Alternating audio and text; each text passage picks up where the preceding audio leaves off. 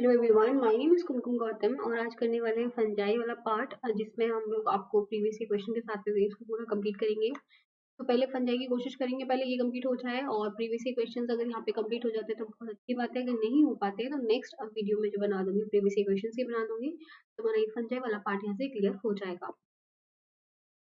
तो अगर मैं फ्री क्लासेस की बात करती हूँ तो तुम्हारी यूट्यूब पे फ्री क्लासेस होती हैं, जहाँ पे एक सुबह 10:30 पे क्लास होती है, जहाँ आपको जो मोस्ट इंपॉर्टेंट क्वेश्चन होते हैं या फिर जो ऐसे क्वेश्चन होते हैं वो कराए जाते हैं। ये जो क्वेश्चन होते हैं काफी इंपॉर्टेंट हो जाता है, क्योंकि एक पर्टिकुलर अगर आपको रिवीजन करना है, प्रैक्टिस करना है, उसके लिए 10:30 वाला जो सेशन है काफी इंपॉर्टेंट है। और ये जो सेशन होता है आपका मंडे टू फ्राइडे होता है। फिर शाम को एक 4 बजे क्लास होती है, जहाँ पे आपको रेगुलरली पढ़ाया जाता है, रेगुलर बेसिस पे।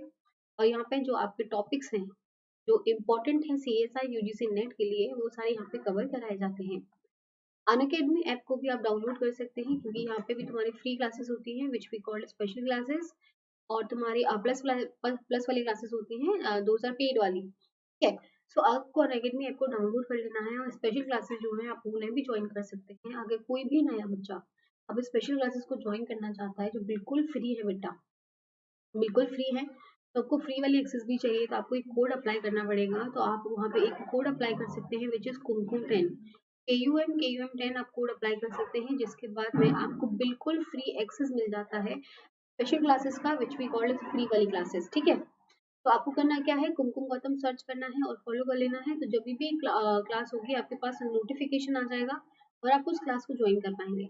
तो फर्दर नोटिफिकेशंस के लिए आप कुमकुम गौतम सर्च करके फॉलो कर सकते हैं। तो कभी भी अगर कोई भी इशू आता है आपका, या फिर कोई भी डाउट है किसी भी चीज से रिलेटेड, तो आप मुझे अनअकैडमी पर डायरेक्टली मैसेज भी वहाँ पे कर सकते हैं। अगर प्लस क्लासेस की बात करती हूँ बेटा, तो ये तुम्हारी पेड वाली क्लासेस होती हैं, जहाँ पे आपको पेमेंट करना होता है। प्लस क्लासेस का फायदा क्या होता है कि आपको रेगुलर बेसिस पे पढ़ाया जाएगा, ठीक है, रेगुलर बेसिस पे आपको पढ़ाया जाएगा। यहाँ पे पूरा कोर्स जो है आपको कंप्लीट कराया जाएगा, और जो कोर्स है वो यूनिट वाइज यहाँ पे कंप्लीट कराया जाता है। नोट्स भी आपको PDF फॉर्मेट में प्रोवाइड कर दिए जाते हैं। उसके साथ साथ प्लस क्लासेस की अगर मैं बात करती हूँ, तो यहाँ पे रोज +15 यहाँ पे लाइव क्लासेस जो होती है डेली होती है बेटा, डेली इतनी लाइव क्लासेस होती हैं। उसके साथ साथ अगर किसी को कुछ मिस भी हो जाता है, तब भी उसको रिकॉर्डेड क्लासेस जो है यहाँ पे प्रोवाइड कर दी जाती है। तो live plus recorded classes daily तुम्हारी होती हैं, और तुम्हें अगर लाइव तुम नहीं ले पाते हो तो तुम्हें रिकॉर्डेड क्लासेस यहाँ पे मिल जाती हैं। प्लस क्लासेस का फायदा क्या है कि आपके जितने भी टॉप एजुकेटर्स हैं बेटा, जो CSI UGC नेट के हैं, आपको उनकी क्लासेस मिलेंगी, ठीक है, उनकी क्लासेस मिलेंगी। और जो नया है सबकी क्लासेस मिलती है, ऐसा नहीं है कि सिर्फ मेरी मिलेंगी या फिर किसी और टीचर की नहीं। सारे टीचर जो हैं तुम्हारे, जो CSI या UGC नेट को पढ़ाते हैं, आपको सबकी लाइव प्लस रिकॉर्डेड क्लासेस यहाँ पे प्रोवाइड कर दी जाती हैं। तो ये नहीं सोचना है कि सिर्फ मैम की मिलेंगी, नहीं, सब टीचर्स की मिलती है, जितने भी आपके एजुकेटर्स हैं। तो आपको ये लगता है कि जो यूनिट 1 है वो मैम अच्छा पढ़ा रही है, या फिर यूनिट 7 जो है एक सर अच्छा पढ़ा रहे हैं, तो आप अपने अकॉर्डिंग भी अपना जो यूनिट का डिवीजन है वो कर सकते हैं प्रॉपरली। आपको वहाँ से चीजें जो है कवर हो जाएंगी और आपको समझ में बहुत अच्छे से आएगा, क्योंकि बहुत सारे जो आपको वहाँ पे बहुत सारी एक्सेस मिल जाती है, बहुत सारे टीचर्स मिलते हैं, तो आपको चॉइसेस भी काफी होती है कि आपको किस टीचर से कौन सा यूनिट पढ़ना है, कौन सा टॉपिक पढ़ना है, तो ये आपके ऊपर डिपेंड करता है। तो इसलिए अगर आपको प्लस क्लासेस ज्वाइन करनी है तो आप ये प्लस क्लासेस ज्वाइन कर सकते हैं।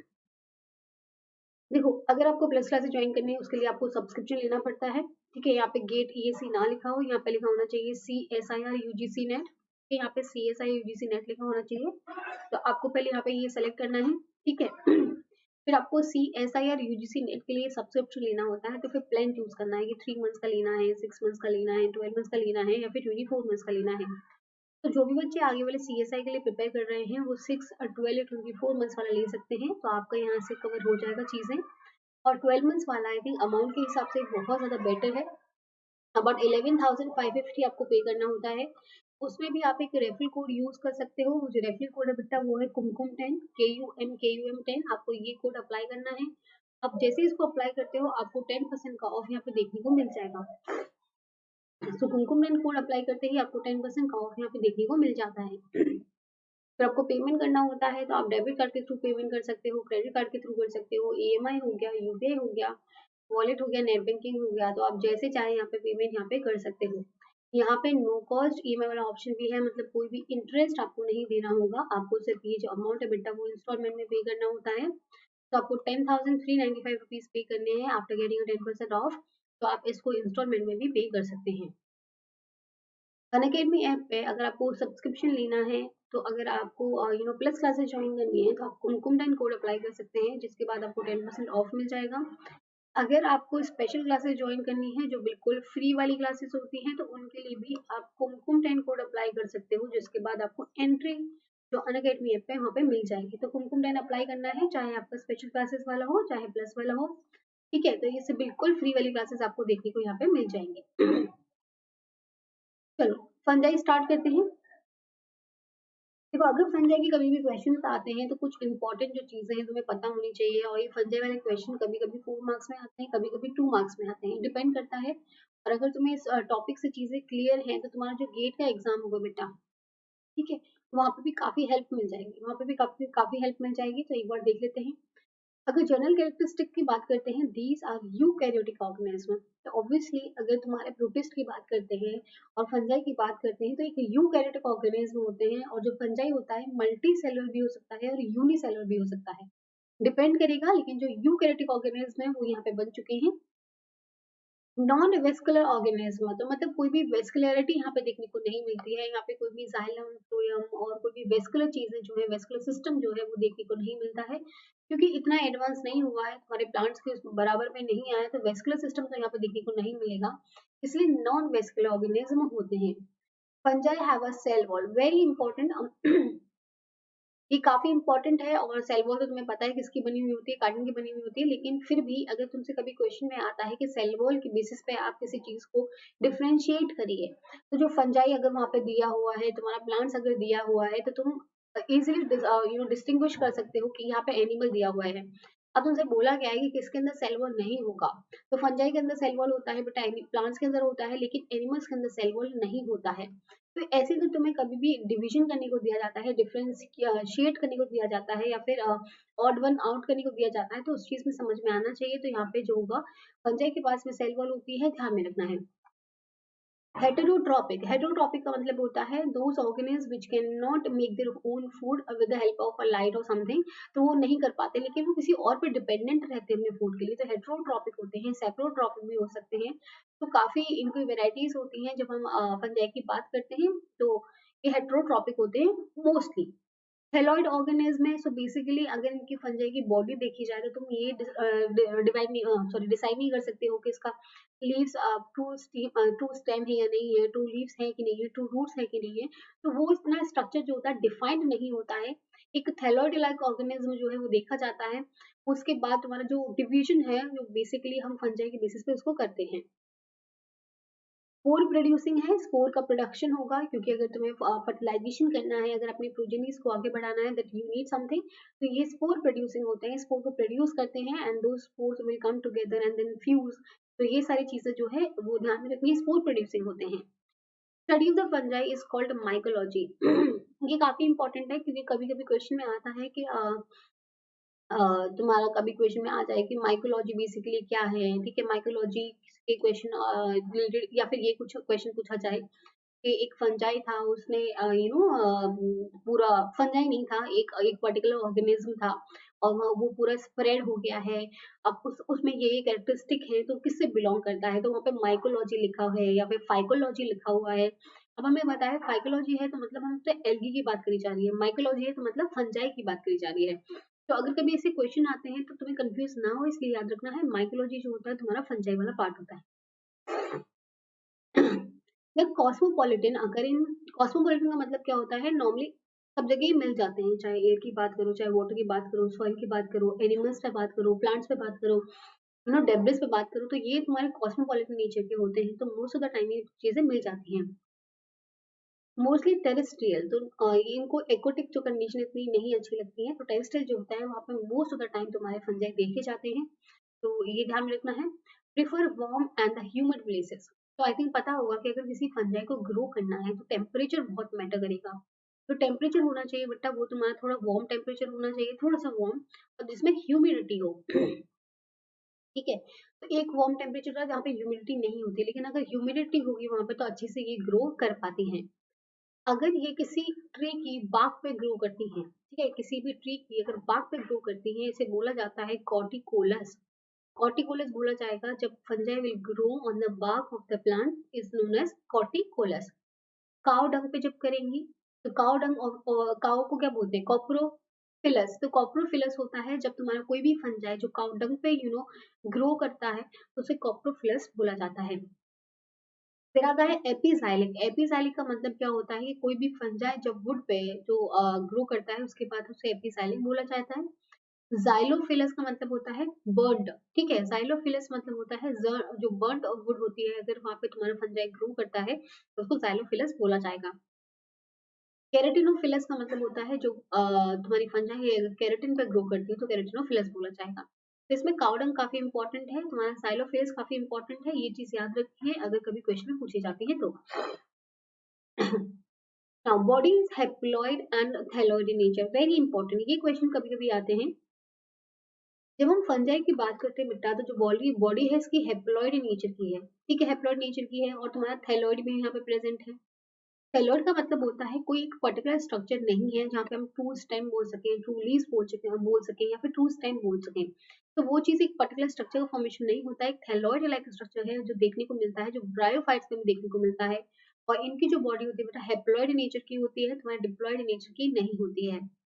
अब नॉर्मली क्या होता है, जैसे मैंने बताया कि फंजाई जो होती है यूकैरियोट्स होती है बेटा, फंजाई जो होती है यूकैरियोट्स में आती है।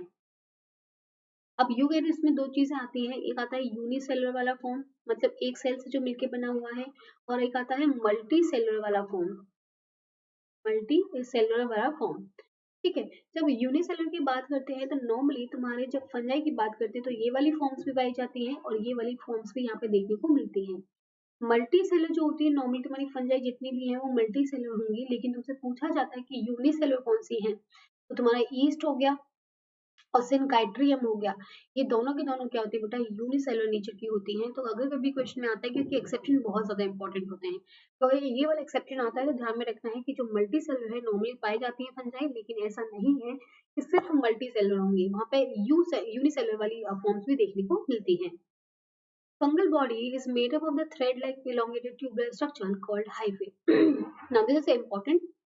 अगर तुमसे पूछा जाता है कि फंजाई का एक इम्पोर्टेंट कैरेक्टरिस्टिक क्या है, एक इम्पोर्टेंट डिफाइंड स्ट्रक्चर क्या है, तो वो हाइफे होता है। तो जो फंगल बॉडी होती है बेटा वो थ्रेड लाइक, ऐसे करके thread like elongated tubular structures होते हैं। ठीक है, जिन्हें क्या बोला जाता है, हाइफे यहाँ पे बोला जाता है।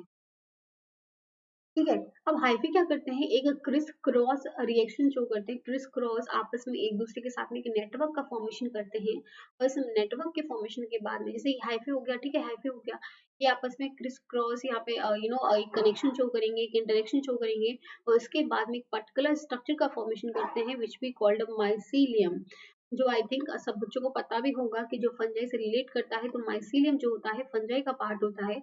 जो हाइफी वाले स्ट्रक्चर्स होते हैं, जो thread like elongated tubular structure होते हैं, वो आपस में आते हैं, एक क्रिस क्रॉस कनेक्शन शो करेंगे, नेटवर्क का फॉर्मेशन करेंगे and they form a mycelium like structure. ठीक है, now hyphae are the aseptate and the multinucleate, very important, यहाँ इसके बेसिस पे बहुत चीजें जो है वो डिटरमाइन होने वाली हैं। तो अगर ये चीज समझ में आ गई तो चीजें समझ में आ जाएंगी आगे भी, क्योंकि यहाँ से काफी बार क्वेश्चन आए हुए भी हैं, तुमसे ये के पेपर उठा के देखोगे तो काफी बार जो हाइफे वाले क्वेश्चन है वो यहाँ पे देखने को मिलते हैं। ना hyphae are the aseptate, aseptate hyphae होते हैं तुम्हारे, कोई भी सेप्टेशन नहीं होता है, कोई भी डिवीजन नहीं होगा। जैसे ये माना मेरा हाइफे था बेटा, ये मेरा हाइफे था, तो यहाँ पे अगर कोई डिवीजन नहीं होता है और मल्टी न्यूक्लिएट वाली कंडीशन देखने को मिलती है, ये वाली कंडीशन अगर देखने को मिलती है, इसको बोला जाता है बेटा सीनोसिटिक कंडीशन। सीनोसिटिक कंडीशन, तो मल्टी न्यूक्लिएटेड है बेटा, मल्टी न्यूक्लिएट वाली कंडीशन है, लेकिन यहाँ पे कोई भी ऐसा सेप्टर नहीं देखने को मिलता है, कोई भी सेप्टर देखने को नहीं मिलता है, एसेप्टेड वाली कंडीशन होती है, इसको सिग्मोसिटिक बोला जाता है। तो अगर तुम देखोगे यहाँ पे, अगर ये वाला देख रहे हो कि यहाँ पे देखो एक न्यूक्लियर हो गया, दो न्यूक्लियर हो गए, तीन न्यूक्लियर हो गए, चार हो गए, पांच हो गए, तो यहाँ पे मल्टी न्यूक्लिएटेड वाली कंडीशन देखने को मिली है, मल्टी न्यूक्लिएट वाली कंडीशन देखने को मिली है। और ये जो है कोई भी सेप्टा यहाँ पे प्रेजेंट नहीं है, तो मतलब ए सेप्टेड वाली कंडीशन है। तो जब ये कंडीशन देखने को मिलती है, इसको बोला जाता है बेटा सीनोसिटिक कंडीशन, बहुत ज्यादा इंपॉर्टेंट है, ध्यान में रखना है, काफी बार क्वेश्चन आते हैं यहाँ से। सेकेंड आता है most of the fungi has a septate mycelium. अब देखो इसी के बेसिस पे बहुत सारा डिवीजन हो जाता है, तो मैं एक बार इसको हटा देती हूँ, इरेज कर देती हूँ, फिर आगे मैं और समझाती हूँ अच्छे से। देखो जब तुम्हारा आता है एक माइसीलियम वाला पार्ट, ठीक है, काफी इंपॉर्टेंट है, ध्यान में रखना है। एक होता है सेप्टेट वाला पार्ट और एक होता है ए सेप्टेट वाला पार्ट, ठीक है। अभी जो सेप्टेट वाला पार्ट होता है बहुत कॉमन होता है, लेकिन जो हायर फंजाई है या फिर जो तुम ज्यादा इवॉल्व है उनमें देखने को मिलेगा। एसेप्टेड वाला जो होता है उसमें मल्टी न्यूक्लिएट वाली कंडीशन देखने को मिलती है, लेकिन वो तुम्हारा डिवीजन नहीं होता है प्रॉपरली, इसलिए इसको सीनोसिटिक बोला जाता है। ये इसको याद में रखना है। अब अगर कभी क्वेश्चन में आता है कि सेप्टेड कैसा होगा, तो ये वाला जो है ना सेप्टर तुम्हें दिख रहा होगा, ये तुम्हारा न्यूक्लियस हो गया, ये तुम्हारा न्यूक्लियस हो गया, ये तुम्हारा न्यूक्लियस हो गया है, लेकिन यहाँ पे क्या एक प्रॉपर डिवीजन भी है, यहाँ पे क्या है सेप्टा भी प्रेजेंट है। और ये जो सेप्टा प्रेजेंट है ये क्या करते हैं, इन पर्टिकुलर न्यूक्लियस को बेटा डिवाइड कर देते हैं। तो ये जो तुम्हारा होता है इसको बोला जाता है सेप्टेड हाइफे। जब ये सेप्टेड हाइफे साथ में आते हैं, जैसे ये हो गया तुम्हारा हाइफे, बहुत सारे हाइफे जो हो गए यहाँ पे साथ में आया, आने के बाद में एक क्रिस क्रॉस इंटरेक्शन शो करा, एक नेटवर्क लाइक स्ट्रक्चर बनाया, उसको हमने बोला माइसीलियम, ठीक है, माइसीलियम उसको बोल दिया है। तो ये चीज में याद रखनी है। और कभी ये क्वेश्चन में आता है कि कैसे तुम्हारा जो प्लांट सेल के साथ में ये जो फंजाई है वो कैसे कनेक्शन शो करते हैं। तो जैसे यहाँ पे ये हाइफे हो गया बेटा, ये तुम्हारा हाइफे वाला पार्ट हो चुका है। यहाँ पे एक हॉस्टोरियम लाइक स्ट्रक्चर निकलता है, देखो ये हॉस्टोरियम लाइक स्ट्रक्चर हो गया है। अब ये क्या करता है, प्लांट की सेल वॉल में ऐसे करके इंसर्ट हो जाता है, देखो ये प्लांट की सेल वॉल हो चुकी है, ठीक है, प्लांट सेल हो चुकी है, और ये हो गया तुम्हारा हॉस्टोरियम। तो ऐसे क्या होता है, प्लांट और फंजाई का जो कनेक्शन है बेटा देखने को मिलता है, प्लांट और फंजाई का जो कनेक्शन है हॉस्टोरियम की वजह से पॉसिबल हो पाता है। अब देखते हैं, देखो हाँ इसको और अच्छे से क्लियरली देख लो कि जब तुम्हारे सेप्टम प्रेजेंट होते हैं या सेप्टा प्रेजेंट होते हैं तो हाइफे में, जैसे ये वाले सेप्टा प्रेजेंट हो गए तो उसको सेप्टेड हाइफे बोला जाता है, लेकिन अगर वो सेप्टा प्रेजेंट नहीं होते, यहाँ पे कोई भी सेप्टा प्रेजेंट नहीं है, तो उसको सिनोसिटिक हाइफे यहाँ पे बोला जाएगा, ए सेप्टेड हाइफे जो है उसको बोला जाता है, तो इसको ध्यान में रखना अगर क्वेश्चन में आता है तो। अब आता है तुमसे कि तुम्हें पता है कि जो फंजाई की सेल वॉल होती है बेटा वो काइटिन से मिलकर बनी होती है, फिर ठीक है, काइटिन से मिलकर बनी हुई होती है। अब काइटिन का जो फॉर्मेशन होता है वो किसकी वजह से होता है, वो होता है तुम्हारा एसिटाइल ग्लूकोसामीन। तो एसिटाइल ग्लूकोसामीन होता है बेटा, उसकी वजह से क्या होता है तुम्हारा काइटिन का फॉर्मेशन हो पाता है। तो अगर कभी क्वेश्चन में आता है कि काइटिन जो है किससे फॉर्म होती है, तो एसिटाइल ग्लूकोसामीन जो होता है वो रिस्पॉन्सिबल होता है काइटिन का फॉर्मेशन करने के लिए, कि कभी भी ये क्वेश्चन दे सकते हैं, तो ये चीज याद में रखनी है। अब अगर तुमसे पूछा जाता है कि फंजाई का रिजर्व फूड मटेरियल क्या होगा, तो जब मैंने तुम्हें एल्गी पढ़ाया था, जब क्लोरोफाइसी पढ़ाया था, पियोफाइसी पढ़ाया था, रोडोफाइसी पढ़ाया था, सबका मैंने तुम्हें रिजर्व फूड मटेरियल बताया था, क्योंकि काफी इंपॉर्टेंट हो जाता है। जब हम फंजाई की बात करते हैं तो इतना कॉमन है इनका रिजर्व फूड मटेरियल, जैसे ऑयल हो गया और ग्लाइकोजन हो गया, ठीक है, ऑयल और ग्लाइकोजन जो होता है इनका रिजर्व फूड मटेरियल होता है, जो काफी इंपॉर्टेंट होता है। तो अगर कभी क्वेश्चन में आता है तो मैच ऑफ द फॉलोइंग करने के लिए तो याद में रखना है ऑयल और जो ग्लाइकोजन होता है इनका रिजर्व फूड मटेरियल यहाँ पे देखने को मिलता है। Contain the unicisternal Golgi bodies. तो नॉर्मली हमें पता है कि हमारे पास सिस होता है, ठीक है, मीडियल होता है और ट्रांस होता है, तो हमारे पास तीन सिस्टर्ने वाले गोल्जाई बॉडीज होते हैं, लेकिन जब हम फंजाई की बात करते हैं बेटा तो यहाँ पे सिर्फ यूनिसिस्टर्नल जो गोल्जाई बॉडीज हैं वो देखने को मिलती है। तो ये इतना इंपॉर्टेंट नहीं है, लेकिन कभी क्वेश्चन पूछा जाता है कि तुम्हें बहुत सारे ऑर्गेनिज्म दे दिए जाते हैं और तुमसे पूछा जाता है कि कौन सा यूनिसिस्टर्नल गोल्जाई बॉडीज इसमें कैरी होगी, तो फंजाई होता है नॉर्मली जिनमें यूनिसिस्टर्नल गोल्जाई बॉडीज कैरी होती हैं। अब मैंने तुम्हें बताया था इसका जो मोड ऑफ फीडिंग होता है बेटा वो हेटेरोट्रॉपिक होता है, ठीक है, हेटेरोट्रॉपिक होता है। तो हेटेरोट्रॉपिक में बहुत सारी वेराइटीज आती हैं, तो जैसे सेप्रोफाइटिक हो गया, तो मतलब जो डेड एंड डिके मटेरियल होते हैं उन पर ये फीड करते हैं। सिम्बायंट होते हैं, तो तुम्हें पता है सिम्बायोटिक रिलेशनशिप शो करते हैं, जब हम प्लांट्स की बात करते हैं तो उनके रूट्स की बात करते हैं तो वहाँ पे सिम्बायोटिक रिलेशनशिप शो करते हैं। ये पैरासाइट की तरह काम भी करते हैं, चाहे वो एक्टो पैरासाइट हो तो उसकी तरह भी यहाँ पे काम देखने को मिलता है। तो इनका जो फूड आता है बेटा खुद से तो नहीं बनाना है, इनको इनको क्या करना है, दूसरों से लेना ही लेना है, इसलिए इनको हेटेरोट्रॉपिक भी बोला जाएगा। अब एक टर्म आता है which we call eucarpic and holocarpic. देखो नॉर्मली तुम्हारा ये माइसीलियम हो गया है, ठीक है, ये तुम्हारा माइसीलियम हो चुका है, ये मैंने माना माइसीलियम था। अब क्या होता है, डेवलपमेंट होता है फंजाई का, है ना, रिप्रोडक्टिव जो स्ट्रक्चर है उनका फॉर्मेशन होगा, आगे की जनरेशन आगे बढ़ेगी। जब क्या होगा, तुम्हारा part of the mycelium is used up, कुछ पार्ट जो होगा, कुछ पार्ट, जैसे माना ये वाला पार्ट जो हो गया है वो यूज कर लिया गया है, जब तुम्हारे रिप्रोडक्टिव स्ट्रक्चर का डेवलपमेंट होता है तब अगर इसको यूज कर लेते हैं पर्टिकुलर पार्ट को, तो उसको बोला जाता है यू कार्पिक वाली कंडीशन, ठीक है। होलो का मतलब होता है बेटा कंप्लीट, कंप्लीट जब यूज होगा। तो when the entire mycelium get transformed into the reproductive structure, जब हम छोटे से पार्ट को यूज कर रहे हैं अपने रिप्रोडक्टिव स्ट्रक्चर बनाने के लिए, then we called it eucarpic, eucarpic बोला जाएगा। लेकिन जब हम पूरे का पूरा एंटायर माइसीलियम को ट्रांसफॉर्म कर रहे हैं इनटू द रिप्रोडक्टिव स्ट्रक्चर, उसको होलोकार्पिक बोला जाता है। तो अगर कभी ये क्वेश्चन में आता है तो ध्यान में रखना है यूकार्पिक क्या होता है, होलोकार्पिक क्या होता है। अब आते हैं रिप्रोडक्शन पे। रिप्रोडक्शन जो वाला पार्ट है आई थिंक काफी ज्यादा इंपॉर्टेंट नहीं है, तो कुछ कुछ जो इंपॉर्टेंट चीज वो देख लेते हैं। तो फंजाई की अगर रिप्रोडक्शन की बात करते हैं, तो अगर वेजिटेटिव रिप्रोडक्शन होता है बेटा, ठीक है, वेजिटेटिव अगर रिप्रोडक्शन होता है तो इसमें क्या आता है, बडिंग आता है, इसमें फ्रेगमेंटेशन आता है और फिजन आता है। आई थिंक फिजन तो बहुत ज्यादा कॉमन है अगर हम बात करते हैं फंजाई का। बडिंग जो हो गया तुम्हारा, फ्रेगमेंटेशन हो गया, ये तीनों के तीनों तुम्हारे वेजिटेटिव रिप्रोडक्शन के पार्ट होते हैं। तो देखो अगर तुम्हारा बडिंग होता है तो बडिंग में क्या होता है, जैसे ये माना एक तुम्हारे फंजाई का सेल था, ठीक है, एक फंजाई का सेल था। अब क्या होगा, तुम्हारा बडिंग होगा, मतलब एक प्रॉपर सी यहाँ से बर्ड निकलना स्टार्ट हो जाएगी। देखो ये बर्ड निकलना स्टार्ट हो गई धीरे धीरे। अब क्या होगा, धीरे धीरे इस बर्ड का जो तुम्हारा डिप्रेशन है वो बढ़ता जाएगा। देखो ये बढ़ता गया बढ़ता गया, एक पर्टिकुलर जो सेल है यहाँ पे फॉर्मेशन हो जाएगा, बाद में ये दोनों अलग हो जाएंगे और ये क्या होती है, बडिंग होता है। इसको बोला जाता है वेजिटेटिव रिप्रोडक्शन। ये काफी कॉमन होता है, ध्यान में रखना है। फ्रेगमेंटेशन का मतलब क्या होता है कि जब तुम्हारे एक फंजाई का सेल, ठीक है, अब उसको बीच में से कहीं से डिवाइड हो गया, ठीक है, वो टूट जाता है, और टूटने के बाद में जब वो दो स्ट्रक्चर का फॉर्मेशन करता है तो इसको बोला जाता है फ्रेगमेंटेशन। फंजाई में जो है फ्रेगमेंटेशन भी देखने को मिलता है, काफी कॉमन होता है। फिजन तो बहुत बहुत इंपॉर्टेंट है कि तुम लोगों के लिए, तो फिजन तो काफी इंपॉर्टेंट है। तो फिजन का मतलब क्या होता है कि जब एक चीज में तब दो चीजें टूट जाती हैं, टूटने का मतलब होता है फिजन, और फ्यूजन का मतलब होता था जुड़ना। अब जुड़ तो नहीं रहे, यहाँ पे फिजन हो रहा है, मतलब एक सेल में से दूसरे सेल का फॉर्मेशन होगा, मतलब उसका टूटना होगा। जैसे कि माना मेरी एक सेल थी तुम्हारी, ठीक है, एक सेल थी। अब क्या होगा, फ्यूजन के टाइम में क्या होगा कि ये जो सेल होगा बेटा, ये दो पार्ट्स में यहाँ से टूटेगा। देखो ये यहाँ से थोड़ा बहुत डिवीजन स्टार्ट करेगा, देखो डिवीजन स्टार्ट हो चुका है यहाँ पे। अब धीरे धीरे क्या होगा, ये जो फर होगा वो इंक्रीज होता जाएगा, इंक्रीज होने के बाद में इनका जो डिवीजन होगा बेटा प्रॉपर होता जाएगा और तुम्हारा दो पार्ट्स में वो डिवाइड हो जाएगा। तो जो फिजन होता है काफी इंपॉर्टेंट होता है, और याद रखना है budding is very different. Budding का मतलब क्या होता है, जैसे ये सेल हो गया तुम्हारा, ठीक है, ये फंजाई का सेल वॉल हो गया था, एक छोटा सा रीजन जो है वो आउटग्रोथ करता है, छोटा सा रीजन ऐसे आउटग्रोथ करता है। आउटग्रोथ करने के बाद में तुम्हारा न्यूक्लियस का डिवीजन होता है, माइटोटिक डिवीजन होगा। जो एक न्यूक्लियस होता है बेटा वो यहाँ रहता है, और छोटा सा जो न्यूक्लियस है बेटा वो वहां चला जाता है। अब धीरे धीरे क्या करता है, ये सेल ग्रो करता है, बर्ड जो ग्रो करेगा, धीरे धीरे ग्रो करेगा। ग्रो करने के बाद में इनके बीच में ये जो डिफरेंसेस है वो ज्यादा आ जाते हैं, उसके बाद में नई सेल का फॉर्मेशन देखने को मिलता है।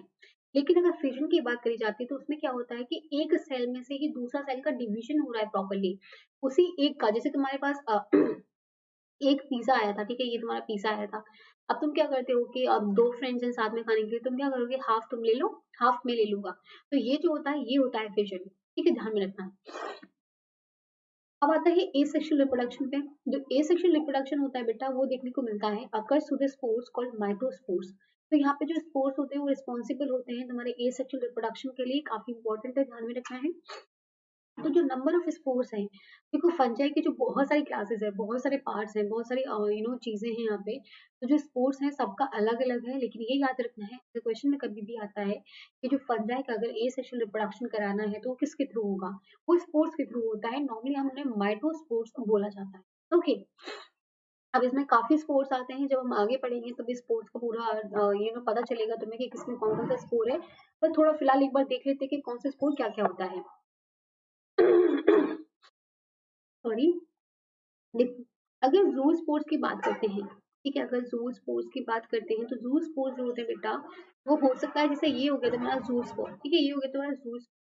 अब हो सकता है ये यूनिफ्लेजिलेटेड हो, मतलब एक ही फ्लैजिला प्रेजेंट हो सकता है इस वाले जो ये तुम्हारा जू स्पोर्ट है इसमें दो फ्लैजिला प्रेजेंट हो, ठीक है, बाय फ्लैजिलेटेड हो, बाय फ्लैजिलेटेड हो।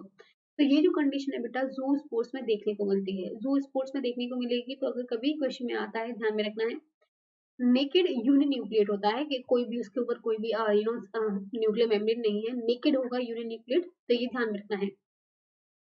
सेकंड आता है स्पोरेंजियोस्पोर्स। अगर स्पोरेंजियोस्पोर्स प्रेजेंट है बेटा, तो जैसे माना कि ये तुम्हारा स्पोर था, स्पोरेंजियोस्पोर था, तो इसके ऊपर क्या होगा, थिन वॉल होगी तुम्हारा, नॉन मोटाइल नेचर का होता है। अभी ये मोटिलिटी जो है काफी हद तक तुम्हारी चीजों को डिफाइन करने वाली है, तो ये मैं इस इधर समझा रही हूँ थोड़ा बहुत, बाद में जब हम आगे पढ़ेंगे तो एक बार इसको और समझाऊंगी तो तुम्हें चीज समझ में आ जाएंगी। जब हम स्पोरेंजियोस्पोर की बात करते हैं तो जो तुम्हारा स्पोर होता है बेटा वो थिन वॉल का होगा, नॉन मोटाइल नेचर का होता है, मतलब उसका मूवमेंट जो है बेटा पॉसिबल नहीं हो पाएगा, वो मूवेबल नहीं होंगे। एंडोजीनस स्पोर्स होते हैं, बॉडी के अंदर रहेंगे। एग्जाम्पल कौन सा होता है, जो तुम्हारे राइजोपस ऑफ म्यूकोर होते हैं, उनमें तुम्हारा स्पोरेंजियोस्पोर देखने को मिलता है, जो थिन वॉल होगा, नॉन मोटाइल होगा, बेचारा मूव ही नहीं कर पाएगा। नेक्स्ट आता है कोनिडिया। कोनिडिया आई थिंक बहुत ज्यादा इंपॉर्टेंट है, ये भी तुम्हारे नॉन मोटाइल होते हैं, वेरी इंपॉर्टेंट, बहुत ज्यादा इंपॉर्टेंट है। अगर कभी क्वेश्चन में दिया जाता है, इन सारे स्पोर्ट्स को दिया जाता है, बोला जाता है कि कौन मूव कर पाएगा कौन मूव नहीं कर पाएगा, तो ये दोनों तो बिल्कुल मूव नहीं कर पाएंगे, बिल्कुल भी नहीं मूव कर पाएंगे, इन्वॉल्व होते हैं, लेकिन एक्सोजीनस होते हैं। अब ये चीज याद रखनी है, स्पोरेंजियोस्पोर का मतलब क्या हुआ कि एक तुम्हारा यहाँ पे एक प्रॉपर्ली सेक लाइक स्ट्रक्चर बना हुआ था, उसके अंदर स्पोर तुम्हारे प्रेजेंट होते हैं, के अंदर प्रेजेंट होंगे, तो उसको बोला जाता है तुम्हारा एंडोजीनस स्पोर्स। लेकिन कोनिडिया की जब मैं बात करती हूँ तो बेटा ये ऐसे होते हैं, बिल्कुल ऊपर प्रेजेंट होते हैं ऐसे करके, तो ये एक्सोजीनस स्पोर्स होते हैं, इनको कोई भी चीजें कवर करके नहीं रखती हैं। They are arranged in a chain in the conidiophore, देखो ऐसे अरेंज रहते हैं चेन में, ऐसे अरेंज रहेंगे, तो तुम्हारा जो एस्परगिलस हो गया है, पेनिसिलियम हो गया है, वहां पे ये देखने को मिलता है। तो कोनिडिया स्पोर में डिफरेंस पता होना चाहिए कि वो एंडोजीनस होते हैं, कोनिडिया जो होते हैं एक्सोजीनस होते हैं, और जो जूओस्पोर्स होते हैं वो यूनिफ्लैजिलेटेड भी हो सकते हैं और बाइफ्लैजिलेटेड भी हो सकते हैं, तो ये चीज ध्यान में रखना, एक बार देख लेते हैं तुम्हारा। उसके बाद आता है क्लाइमाडोस्पोर। देखो क्लाइमाडोस्पोर जो होते हैं बेटा वो थिक वॉल होंगे, तो नॉर्मली जो तुमने पढ़ा स्पोरेंजियोस्पोर पढ़ा, स्पोरेंजियोस्पोर पढ़ा है तुमने, कोनिडियोस्पोर पढ़ा है, कोनिडिया पढ़ा है, दोनों के दोनों क्या थे, थिन वॉल थे। लेकिन क्लाइमाडोस्पोर होते बेटा वो जो थिक वॉल होते हैं, रेजिस्टेंट स्पोर होगा, form under the unfavourable condition. देखो नॉर्मली तुम्हारा क्या होता है, स्पोरेंजियोस्पोर का फॉर्मेशन होता है, ठीक है, स्पोरेंजियोस्पोर का फॉर्मेशन होता है, मतलब जो थिन वॉल होगा, ठीक है, और तुम्हारा एंडोजीनस होगा, उसको कोई भी मतलब ये टेंशन नहीं है कि मुझे क्या करना है क्या नहीं करना है। लेकिन जैसी अनफेवरेबल कंडीशन आती है, मतलब ऐसी कोई टेम्परेचर चेंज हो जाता है, कोई भी बायोटिक चेंजेस आते हैं या फिर एबायोटिक चेंजेस आते हैं, कोई प्रेडेटर आता है, उस कंडीशन में क्या होता है, जो स्पोर्स होते हैं बेटा वो तुम्हारे क्लाइमाइडोस्पोर में कन्वर्ट हो जाते हैं। क्लाइमाडोस्पोर में बेसिकली क्या होगा कि तुम्हारा जो स्पोर होगा बेटा वो थिक वॉल हो जाएगा, रेजिस्टेंट उनको करना पड़ेगा क्योंकि उसके पास कोई ऑप्शन नहीं हो जाता है, तो वो थिक वॉल हो जाते हैं, थिक वॉल होने के बाद में रेजिस्टेंट स्पोर हो जाते हैं, तो ये अनफेवरेबल कंडीशन में बनते हैं। तो जो राइजोपस होता है, जो तुम्हारा स्पोर जो स्पोर में बन रहा था, वही तुम्हारा ये जो एग्जाम्पल है उसमें भी क्लाइमाडोस्पोर देखा जाता है। अगर सेक्सुअल रिप्रोडक्शन की बात करी जाती है, तो सेक्सुअल रिप्रोडक्शन जो होता है तुम्हारा 2 या 3 टाइप से होता है, और थोड़ा बहुत इसमें इंपॉर्टेंट जो है प्लाज्मोगेमी है। प्लाज्मोगेमी का मतलब क्या होता है, union between two haploid protoplast then fusion of the nuclei. ये काफी बार क्वेश्चन में आता है, फ्यूजन है बेटा ये। तो बेसिकली क्वेश्चन में क्या आता है कि जैसे ये माना तुम्हारा ये एक तुम्हारा फंजाई ये वाला हो गया है, एक सेकेंड, हाँ, अच्छा पहले एक बार तुम्हारा, हाँ देखो ये देख लेते हैं एक बार। तो अगर मैं बात करती हूँ किसकी, तुम्हारे, नहीं इसको मैं तुम्हें बाद में समझाऊंगी, पहले इसको समझा दें, सॉरी, चलो इसको समझा देती हूँ। तो यहाँ पे क्या होता है, दो तुम्हारे सेल हो चुके हैं, ठीक है, ये दो तुम्हारे सेल हो गए, एक ये वाला सेल हो गया, एक ये वाला सेल हो गया। अब क्या होता है, पहले प्रोटोप्लास्ट का फ्यूजन होता है बेटा, पहले प्रोटोप्लास्ट का फ्यूजन होगा, जैसे माना कि ये प्रोटोप्लास्ट का फ्यूजन हो चुका है, और उसके बाद में तुम्हारा न्यूक्लियर का फ्यूजन होता है, बाद में तुम्हारा जो न्यूक्लियर का फ्यूजन होगा, तो ये जो होता है प्लाज्मोगेमी होता है। तो अगर कभी क्वेश्चन में आता है कि प्रोटोप्लास्ट का जो फ्यूजन हो रहा है, तो वो किस में होता है, प्लाज्मोगेमी में होता है, काफी इंपॉर्टेंट हो जाता है, ध्यान में रखना है। आई थिंक कैरीगेमी सबको पता होगा कि जब तुम्हारे दो हेप्लॉइड न्यूक्लियाई, जैसे माना कि ये तुम्हारा एक न्यूक्लियाई था एन का, ठीक है, हेप्लॉइड नेचर का, दूसरा ये था तुम्हारे हेप्लॉइड नेचर का, दो न्यूक्लियाई थे, दोनों आपस में आएंगे और एक दूसरे के पास में आएंगे और डिप्लॉइड जाइगोट बनाएंगे। जाइगोट का फॉर्मेशन जब होगा, तुम्हारा डिप्लॉइड जाइगोट का फॉर्मेशन जब होगा, उसको कैरियोगेमी बोला जाता है।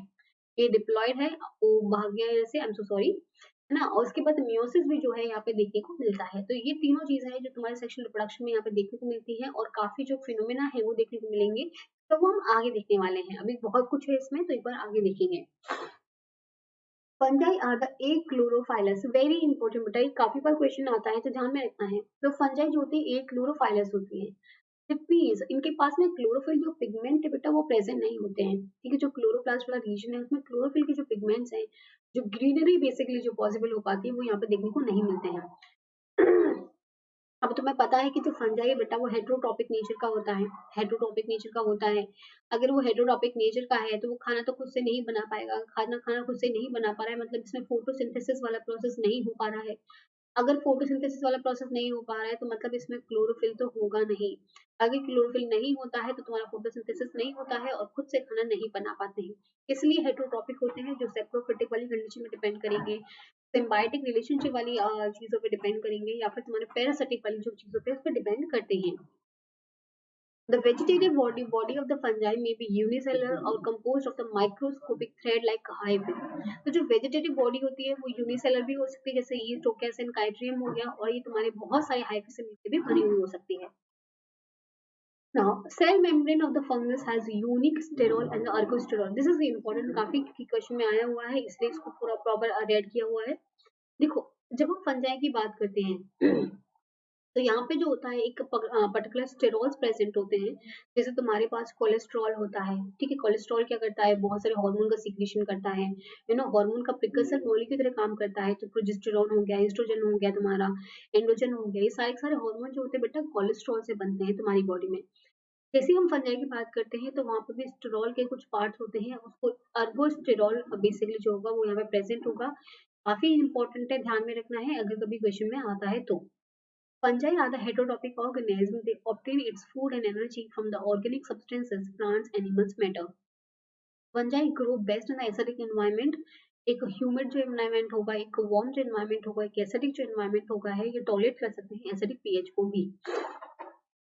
फंजाई क्या करते हैं, digest the food first then ingest the food. To accomplish this the fungi produce exo enzyme like hydrolysis, lysis, oxidoreductases and transferases. ये बिल्कुल भी इंपॉर्टेंट नहीं है क्योंकि यहाँ से कभी भी क्वेश्चन नहीं आते हैं, तो ये एक्स्ट्रा इन्फॉर्मेशन है, तो तुम्हें करना है तो अच्छी बात है, वरना कुछ भी इसकी जरूरत नहीं है। अब आता है तुम्हारा, आई थिंक ये वाला तुम्हें ना दिख रहा होगा तो मैं तुम्हें समझा दूंगी, don't worry. Fungi store their food as starch. तो जो फंजाई का अगर तुमसे क्वेश्चन पूछा जाता है कि एक तो रिजर्व फूड मटेरियल पूछा जाएगा। रिजर्व फूड मटेरियल जो होता है बेटा ऑयल और ग्लाइकोजन होता है। लेकिन तुमसे अगर पूछा जाता है कि वो अपने फूड स्टोर जो करते हैं फूड को, वो स्टार्च के फॉर्म में भी यहाँ पे देखने को मिलेगा। बायोसिंथेसिस ऑफ काइटिन यहाँ पे देखने को मिलता है। Many of the fungi have a smaller nuclei with a repetitive DNA, तो ये तो नॉर्मली प्रेजेंट होगा ही होगा। During mitosis nuclear envelope is not involve obviously. तो जैसे मैंने बताया यहाँ पे तुम्हारा जो होता है नेकेड न्यूक्लियस जो होता है वो वहाँ पे देखने को मिलता है, तो कोई भी न्यूक्लियर एनवेलप नहीं होता है जब माइटोसिस की बात होती है तब। तो जो माइटोसिस वाला प्रोसेस होगा यहाँ पे, तो वहाँ पे तुम्हारा न्यूक्लियर एनवेलप है वो देखने को नहीं मिलेगा। इज नॉट डिसॉल्व बेसिकली, तो वो डिसॉल्व नहीं होता है प्रॉपर्ली। और न्यूक्लियर का एनवेलप प्रेजेंट भी है तो डिसॉल्व नहीं होगा। और मोस्ट ऑफ द टाइम क्या होता है जब न्यूक्लियस का सेप्टेड या एसेप्टेड वाला फॉर्म होता है तो वो नेकेड न्यूक्लियर के फॉर्म में प्रेजेंट होते हैं। अगर न्यूक्लियर एनवेलप प्रेजेंट है माइटोसिस के टाइम में तो वो डिसॉल्व नहीं होता है। तो दो चीजें ध्यान रखनी है दोनों। न्यूट्रिशन जो होगा मैं बता चुकी हूँ, इसको ऑप्टिमम टेम्परेचर भी यहाँ पे समझा चुकी हूँ, तो ये इससे ज्यादा कुछ में इम्पोर्टेंट नहीं है। मैं इसको हाइड कर रही हूँ क्योंकि ये काफी इंपॉर्टेंट है इसको समझना। तो जिन बच्चों ने भी ये नहीं समझा तो प्रॉब्लम हो जाएगी, तो एक बार ये समझ लेते पूरा का पूरा। पहला आता है बेटा oomaइसिटीज। पहला है तुम्हारा oomaइसिटीज, सेकंड है तुम्हारा zygomaइसिटीज, थर्ड है तुम्हारा एस्कोमाइसिटीज, फोर्थ है तुम्हारा बेसिडियोमाइसिटीज, और फिफ्थ है तुम्हारा ड्यूटेरोमाइसिटीज। तो ये पांच तुम्हारा डिवीजन है, प्रॉपर्ली पता होना चाहिए। oomaइसिटीज, zygomaइसिटीज, एस्कोमाइसिटीज, बेसिडोमाइसिटीज एंड ड्यूटेरोमाइसिटीज, ठीक है। अब तुमसे क्वेश्चन क्या पूछा जाता है कि ऐसा कौन सा फंजाई है जिसमें एल्गल के जो कैरेक्टरिस्टिक है वो देखने को मिलते हैं। तो याद में रखना है इनके जितने भी कॉमन नेम्स है बेटा, एक सेकेंड, जितने भी इनके कॉमन नेम्स पता होने चाहिए, वरना तुम्हें प्रॉब्लम काफी हो सकती है। oomaइसिटीज जो है उसका कॉमन नेम होता है बेटा एल्गल फंजाई। उसको क्या बोला जाता है, एल्गल फंजाई यहाँ पे बोला जाता है। जाइगोमाइसिटीज को बोला जाता है कॉन्जुगेशन फंजाई, वेरी इंपॉर्टेंट, इसको कॉन्जुगेशन फंजाई बोला जाता है। एस्कोमाइसिटीज को बोला जाता है सेक फंजाई। बेसिडियोमाइसिटी जो होता है काफी एडवांस होता है, इसको क्लब फंजाई बोला जाता है, ठीक है। ड्यूटेरोमाइसिटीज को बोला जाता है इम्परफेक्ट फंजाई। और यहाँ पे तो डेली क्वेश्चन आया भी हुआ है, तो ध्यान में रखना है इन चीजों को। तो ओमाइसिटीज अगर मैं बात करती हूँ, एल्गल फंजाई की अगर मैं बात करती हूँ बेटा, एक सेकेंड, हाँ, अगर एल्गल फंजाई की बात करती हूँ तो यहाँ पे क्या होता है, नॉर्मली जो तुम्हारी सेल वॉल होती है बेटा, सेल वॉल जो होती है वो तुम्हारी किससे बन के मिलके बनी हुई होती है, काइटिन से मिलके बनी हुई होती है। लेकिन यहाँ पे सेलुलोज की तुम्हारी सेल वॉल दे रखी है बेटा, ग्लूकन्स की दे रखी है। नॉर्मली तुम्हारे जो एल्गी वाले कैरेक्टरिस्टिक है ना, वो यहाँ पे देखने को मिल रहे हैं। तुम्हारे फंजाई वाले कैरेक्टरिस्टिक देखने को नहीं मिल रहे हैं, तुम्हारे एल्गी वाले कैरेक्टरिस्टिक देखने को मिल रहे हैं। तो इसीलिए हम इसको बोला जाता है एल्गल फंजाई। जो oomacetes होता है उसमें सेलुलोज प्रेजेंट होगा, ग्लूकोज यहाँ पे देखने को मिलेंगे। यहाँ पे जो स्पोर होता है बेटा, जो स्पोर होता है, जिसमें मैं बता चुकी हूँ, नॉर्मली तुम्हारे यूनिफ्लैजिलेटेड हो सकते हैं ये, ठीक है, या तुम्हारे बायफ्लैजिलेटेड हो सकते हैं। अगर ये बायफ्लैजिलेटेड है बेटा, तो हेट्रोकॉन्ट वाली स्ट्रक्चर देखने को मिलता है। हेट्रोकॉन्ट का मतलब होता है कि अगर तुम्हारे पास दो फ्लैजिला प्रेजेंट है, तो एक माना तुम्हारा काफी बड़ा वाला फ्लैजिला था और एक तुम्हारा काफी छोटा वाला फ्लैजिला था। तो जब तुम्हारे दो फ्लैजिला बिल्कुल अलग अलग होते हैं, एक जैसे माना ये बहुत ज्यादा स्मूथ है, मेरा ये बहुत ज्यादा स्मूथ है, जबकि ये वाला विप फ्लैश वाला है। तो जो इसके काफी टाइप होते हैं, जब हम फ्लैजिला की बात करते हैं तो तुम्हें इतना डिटेल में नहीं पढ़ना है। तो जब दोनों फ्लैजिला बहुत अलग अलग टाइप के होते हैं, उसको हेट्रोकॉन्टिनेचर का बोला जाता है। तो जूस स्पोर जो है तुम्हारे oomacetes में देखने को मिलते हैं। यहाँ पे क्या होता है बेटा, गैमेटेंजियल कांटेक्ट होता है। तो मतलब जो गैमीट्स होते हैं वो डायरेक्टली कांटेक्ट यहाँ पे करते हैं, और गैमेटेंजियल कांटेक्ट के बाद में एक oospore का फॉर्मेशन करेंगे। तो ये जो है तो बेटा oospore जो बन रहा है वो तुम्हारा एसेक्सुअल रिप्रोडक्शन की वजह से बन रहा है, ठीक है। और जबकि तुम्हारा ये जो oospore बन रहा है वो सेक्सुअल रिप्रोडक्शन की वजह से बन रहा है। तो अगर कभी ये क्वेश्चन में आता है तो इसमें कंफ्यूज नहीं होना है, क्योंकि कभी बार ये क्वेश्चन पूछ लिए जाते हैं। तो जब oomacetes की बात करेंगे तो जो उसका सेक्सुअल रिप्रोडक्शन होने के बाद में जो स्पोर का फॉर्मेशन होता है वो oospore होता है।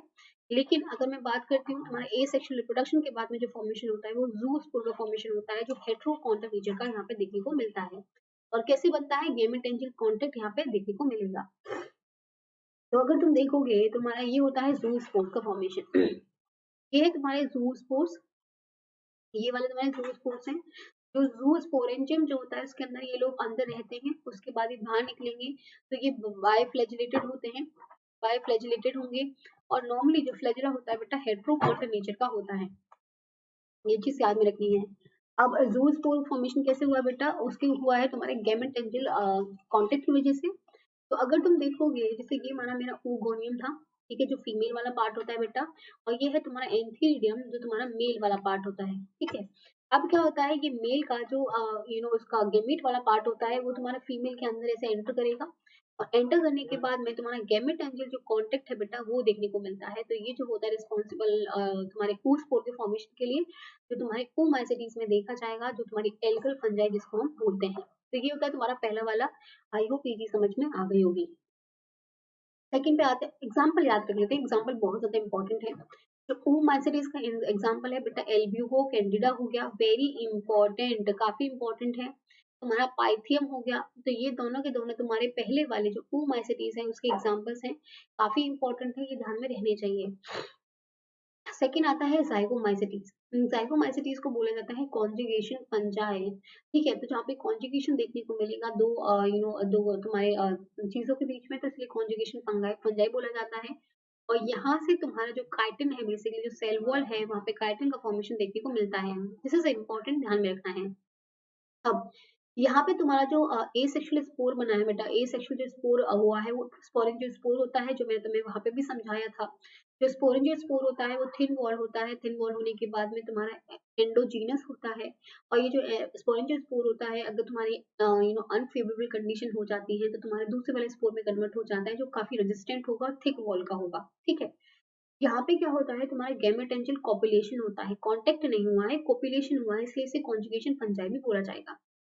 अब इस कोपिलेशन की वजह से क्या होगा, तुम्हारा जाइगोस्पोर का फॉर्मेशन होगा, जो तुम्हारा एक सेक्सुअल रिप्रोडक्शन के थ्रू जो स्पोर बनता है, जो सेक्सुअल स्पोर होता है उसे जाइगोस्पोर बोला जाएगा। एग्जाम्पल जो है बेटा इसका राइजोपस एंड द म्यूकर, इसको बिल्कुल याद रख लेना, क्योंकि यहाँ से अगर क्वेश्चन आते हैं तो तुम्हारे इसके बेसिस पे ही सॉल्व हो जाते हैं। तो राइजोपस और म्यूकोर जो होगा वो तुम्हारे जाइगोमैसेटेस के एग्जांपल्स हैं। तो आगे बढ़ते हैं, पहले ये देख लेते हैं स्पोरेंजियोस्पोर क्या होता है, उसके बाद हम आगे बढ़ेंगे। देखो ये हो गया तुम्हारा स्पोरेंजियोफोर, ठीक है, 4 हो गया है। उनके उसके बाद क्या होगा, तुम्हारे स्पोरेंजियम यहाँ पे होता है, उसके अंदर तुम्हारे बहुत सारे स्पोर्स ऑलरेडी प्रेजेंट है, स्पोर्स प्रेजेंट है यहाँ पे। और उसके बाद जैसे डेसेंस हो जाएगा तुम्हारा स्पोरेंजियोस्पोर का, तो तुम्हारा क्या होता है, स्पोर यहाँ पे रिलीज हो जाते हैं, ये स्पोर यहाँ पे रिलीज हो जाएंगे। हाँ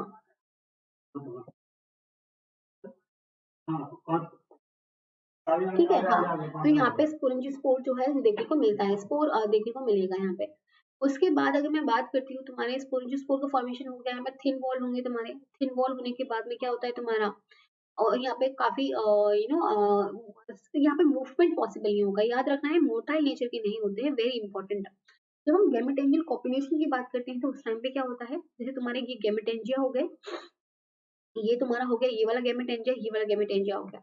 जब आपस में ये प्रॉपर्ली कॉपुलेशन शो करते हैं, इसे गैमेटेंजियल कॉपुलेशन यहाँ पे बोला जाता है, तो इस चीज को याद में रखना है, ये तो हमारा गैमेटेंजियल कॉपुलेशन होता है।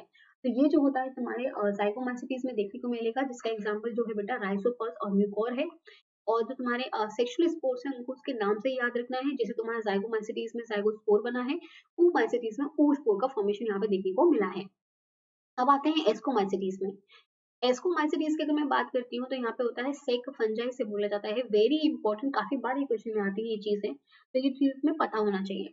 तो एस्कोमाइसिटीज को बोला जाता है सेक फंजाई। अब यहाँ पे क्यों बोला जाता है अभी हम आगे देखेंगे। और इसकी जो सेल वॉल है बेटा वो काइटिन से बनी होगी, वेरी इंपॉर्टेंट ऑब्वियसली, क्योंकि बिना काइटिन के तो यहाँ पे काम नहीं होगा। यहाँ पे जो हाइफे होते हैं बेटा वो सेप्टेट देखने को मिल जाते हैं, नॉर्मली तुम्हारे यहाँ पे तुम्हारे ए सेप्टेट देखने को मिल रहे थे, ठीक है। जो मैंने तुम्हें बताया था एसेप्टेट वाली कंडीशन देखने को मिलती है, जहाँ पे सेप्टेशन नहीं होता है, न्यूक्लियर जो होता है उसका बहुत सारा डिवीजन होता है, सिनोसिटिक वाली कंडीशन देखने को मिलती है। लेकिन एस्कोमाइसिटीज में जो हाइफे होते हैं सेप्टेट हो जाते हैं, तो ये एक बहुत बड़ा एडवांस स्ट्रक्चर होता है जो एस्कोमाइसिटीज में देखने को मिलता है। अब यहाँ पे जो स्पोर होते हैं बेटा कोनिडिया होते हैं, तो मैं दोनों डिफरेंस में बता चुकी थी, कोनिडिया और स्पोरियोस्पोर में कि जो कोनिडिया होते हैं बेटा वो एक्सोजीनस होते हैं, ठीक है, थिन वॉल होंगे, एक्सोजीनस होते हैं, नॉन मोटाइल नेचर के होते हैं, तो ये हम आगे भी देखेंगे, don't worry. Female sex organ जो होता है उसको एस्कोगोनियम बोला जाता है, काफी इंपॉर्टेंट है। यहाँ पे तुम्हारा जो फ्यूजन होता है वो कॉन्जुगेशन के थ्रू भी हो सकता है, स्पर्मेटाइजेशन के भी थ्रू हो सकता है, सोमेटोगेमी के थ्रू हो सकता है, ठीक है, गैमेटेंजियल कॉपुलेशन भी हो सकता है, ऑटोगेमी भी हो सकती है। इतने सारे मेथड हो सकते हैं तुम्हारे सेक्सुअल रिप्रोडक्शन के, और उसके बाद में जो स्पोर बनते हैं बेटा उसको बोला जाता है एस्कोस्पोर। एस्कोस्पोर बोला जाता है, वेरी इंपॉर्टेंट, और एग्जाम्पल हो गया है पेनिसिलम हो गया है, एस्परगिलस हो गया, ये सारे के सारे जो एग्जाम्पल होते हैं बेटा एस्कोमाइसिटीज के होते हैं, काफी इंपॉर्टेंट है, तो एक बार इसको देख लेते हैं। तो देखो ये है बेटा तुम्हारा कोनिडिया, ठीक है, ये है कोनिडिया, जहाँ पे नॉर्मली तुम्हारे ये एक्सोजीनसली ग्रो करते हैं, एक्सोजीनसली ग्रो करेंगे और चेन लाइक फैशन में यहाँ पे ग्रो करते हैं, ये है तुम्हारी कोनिडिया। अब यहाँ पे कोनिडियो 4 बनता है प्रॉपर्ली, ठीक है, तो जिसपे ये कोनिडिया यहाँ पे अटैच्ड होंगे, चेन लाइक स्ट्रक्चर जो है अटैच्ड है यहाँ पे, इसके अंदर स्टेरिक मेटा होता है, ठीक है, ये तुम्हारा कौन सा होता है, वेसिकल लाइक स्ट्रक्चर होता है। बाद में कोनिडियो फोर्स होता है, प्रॉपर्ली यहाँ पे फॉर्मेशन हो जाता है कि यहाँ पे तुम्हारा कोनिडिया बन जाएगा। देखो जैसे मैं यहाँ पे दिखाती हूँ तुम लोगों को, ये तो तुम्हारा ऊपर वाला हो जाता है कोनिडिया वाला पार्ट, ये कोनिडिया वाला पार्ट हो जाता है, ये होता है स्टेरिक मेटा, स्टेरिक मेटा हो जाता है ये तुम्हारा। उसके बाद इसको जो ज्वाइन करने वाला होता है, ये जो स्ट्रक्चर होता है इसे मेड्यूले बोलते हैं, मेडुले बोलते हैं। और फिर सारे के सारे जब अटैच्ड कर जाते हैं आपस में उसको बोला जाता है बेटा कोनिडियो फोर, कोनिडियो फोर बोला जाता है। तो ये जो सेक फंजाई होते हैं बेटा उसमें ये देखने को मिलता है, तो अगर कभी क्वेश्चन में आता है ध्यान में रखना है। और जो कोनिडिया होते हैं वो नॉन मोटाइल नेचर के होते हैं, और यहाँ पे क्या है, सेप्टेट हाइफे है, काफी इंपॉर्टेंट है, सेप्टेट हाइफे है, वेरी इंपॉर्टेंट, मतलब यहाँ पे सेप्टा प्रेजेंट होगा तुम्हारे हाइफे वाले स्ट्रक्चर में, ये काफी इंपॉर्टेंट है, ध्यान में रखना है। अब यहाँ पे बहुत सारे फ्यूजन हो सकते हैं, जैसे तुम्हारा स्पर्मेटोगेमी हो सकता है, ठीक है, या फिर तुम्हारा सोमेटोगेमी हो सकता है। तो यहाँ पे क्या होता है, तुम्हारा प्राइमरी माइसिलियम होता है जो पॉजिटिव होगा, ठीक है, यहाँ पे तुम्हारा प्राइमरी माइसिलियम होगा जो नेगेटिव, मतलब दोनों मेल और फीमेल होंगे, आपस में ये दोनों फ्यूज करेंगे, जैसे ये तुम्हारा पहला वाला पार्ट आया, ये तुम्हारा सेकंड वाला पार्ट आया, धीरे धीरे क्या करेंगे आपस में पास आने की कोशिश करेंगे, आने के बाद में यहाँ पे डिवीजन तुम्हें देखने को मिलेगा, और सेकेंडरी माइसिलियम जो है यहाँ पे फॉर्मेशन देखने को मिलता है, तो ये होता है सोमेटोगेमी। स्पर्मेटोगेमी में क्या होता है, ट्राइकोगाइनी जो स्ट्रक्चर होता है उसका फॉर्मेशन देखने को मिलता है, तो ये चीज भी ध्यान में रखनी है अगर कभी क्वेश्चन में आती है, ठीक है। प्लेनोगेमेटिक ओवुलेशन में क्या होता है तुम्हारा, एक होता है आइसोगेमी वाला स्ट्रक्चर, मतलब जो मेल और फीमेल जो है बेटा दोनों बिल्कुल सिमिलर तुम्हें देखने को मिलते हैं। एनाइसोगेमी मतलब जो होता है मेल तुम्हारे काफी बड़ा देखने को मिलेगा, छोटा देखने को मिलेगा, डिपेंड करेगा।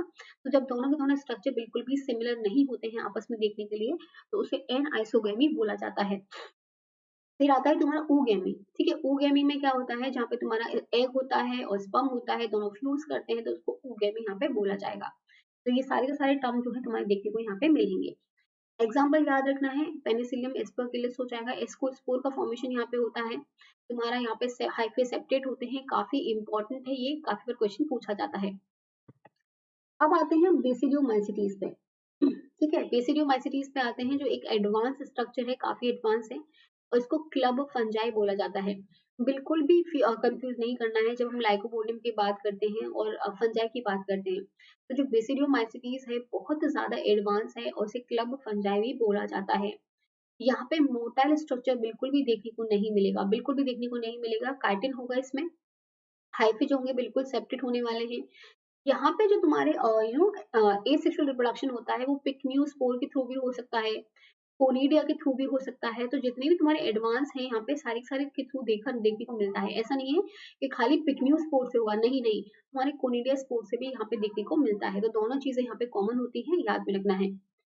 अब यहाँ पे जो तुम्हारा स्पोर देखने को मिलते हैं, जो तुम्हारे जो बेसिकली जो तुम्हारा सेक्सुअल रिप्रोडक्शन होता है उसके थ्रू जो स्पोर देखने को मिलते हैं, क्लाइमोडोस्पोर हो गया, एसिडियोस्पोर्स हो गया है, यूरेडोस्पोर्स हो गया है, टीलियोटोस्पोर्स हो गया है।